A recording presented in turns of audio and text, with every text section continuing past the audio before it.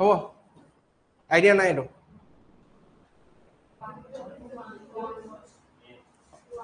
one disfluencies are interruptions in the common flow of speech বাকি কিটা দিতা হলে কি एग्जांपल নহব নেকি তা মানে ইয়াতে आंसर হ'ব all of the above ঠিক আছে 1 2 3 and 4 হ'ব সো ডিসফ্লুয়েন্সি মানে যেতিয়া আমি এই শব্দটো ইউজ কৰো ন যে দিস শব্দটো কিটা ইউজ কৰো নেগেটিভ বস্তু কবলৈ কাৰণে কৰো হয় না ডিসকোয়ালিফাইড ডিসৰেসপেক্ট মানে এক্সপেক্ট নকৰা হ'ব মানে ইয়াতে কি বুজাই আছে যে এনেকুৱা ধৰণৰ বস্তু যিটোৱে তোমালোকৰ কমিউনিকেশন হিন্ডাৰ কৰি আছে তো কিটা হিন্ডাৰ কৰিব বস্তুটো যে ধৰা যেনেকৈ ইয়াত লিখিছে ন যেতিয়া এনেকৈ কয় কি কয়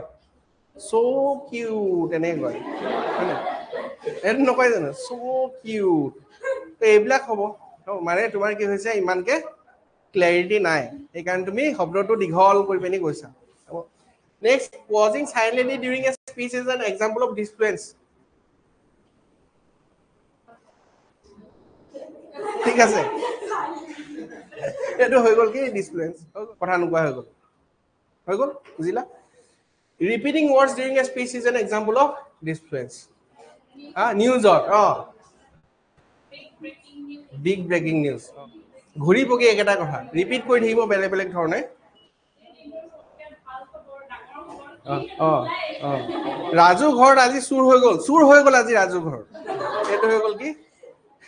ৰিপিটিশন বুজিলা একেটা কথাকে ৰিপিট কৰি একেটা কথাকে কৈ আছে বেলেগ বেলেগ ধৰণকে হ'ব বুজিলা